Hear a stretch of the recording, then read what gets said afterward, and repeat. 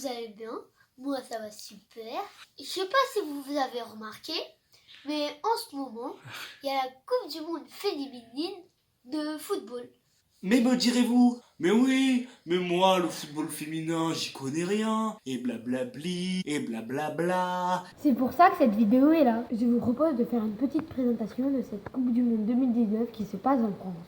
Tout d'abord, un petit peu d'histoire. Ça ne fait pas de mal. Le football féminin était en Angleterre et en Écosse, environ au même moment que le football masculin. Fin du 19e siècle. Il connaît un essor dans les années 20, avec notamment un France-Angleterre qui se passe à Manchester et qui rassemble plus de 25 000 spectateurs. Cependant, Cette grande montée en puissance va être stoppée en 1921, lorsque le football féminin est interdit en Grande-Bretagne.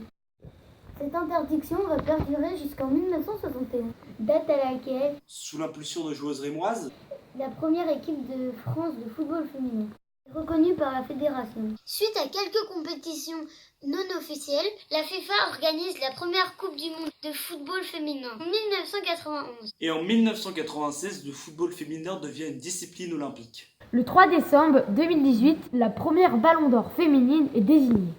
Alors que cette récompense existait depuis 1956 pour les hommes. Cette joueuse est la Norvégienne Ada Egerberg, joueuse de l'Olympique lyonnais.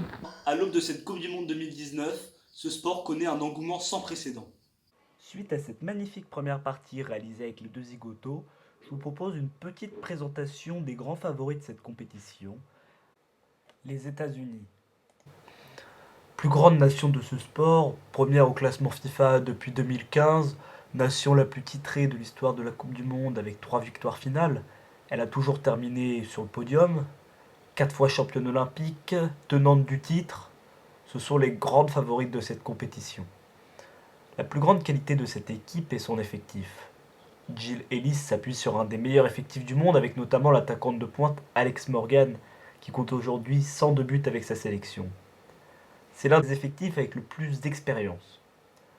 En termes de défauts, on peut parler des récents matchs amicaux qui laissaient transparaître une certaine faiblesse, notamment défensive, comme le match face aux Bleus qui a mis fin à une série de 28 matchs sans défaite, ou encore les matchs face à l'Angleterre ou le Japon. Cependant, lors de ces matchs, Jill Ellis avait beaucoup fait tourner. Les États-Unis sont dans le groupe F, avec la Thaïlande, le Chili et la Suède, un groupe qu'elle devrait logiquement survoler. Deuxième nation au classement FIFA, octuple championne d'Europe, double championne du monde en 2003 et 2007, championne olympique en 2016, les Allemandes veulent renouer avec leur succès d'antan.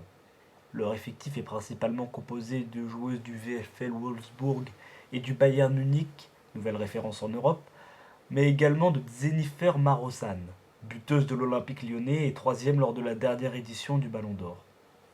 Leur défense est plutôt solide par ailleurs, aucun but encaissé lors de 7 matchs sur 8 pendant les éliminatoires. En termes de défauts, les Allemandes ont changé de sélectionneuse récemment et Sylvia Ned, championne du monde en 2007, peine à se faire oublier. L'Allemagne sort d'un Euro 2017 décevant et la nouvelle sélectionneuse n'a pris ses fonctions qu'à 4 mois du mondial. L'Allemagne se trouve dans le groupe B avec l'Espagne, la Chine et l'Afrique du Sud. Elles ont d'ailleurs peiné à gagner face à la Chine lors de leur premier match. L'Angleterre est la 3e nation au classement FIFA, malheureuse finaliste de l'Euro en 1984 et en 2009. Sa meilleure performance en Coupe du Monde jusqu'alors a été une 3e place en 2015. En termes de qualité, l'Angleterre s'appuie sur un effectif expérimenté, avec notamment 3 joueuses à plus de 100 sélections, ainsi qu'une certaine solidité défensive. Seulement un but pris lors des éliminatoires.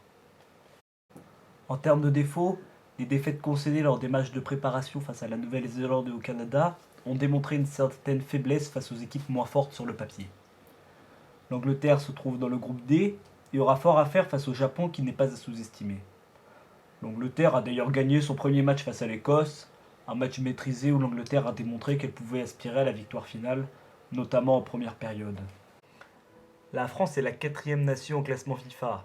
Sa meilleure performance en Coupe du Monde remonte à 2011 et une demi-finale perdue. Elle sort d'un Euro 2017 raté, mais Corinne Diacre a su remonter cette équipe au plus haut niveau et en faire une prétendante à la victoire finale.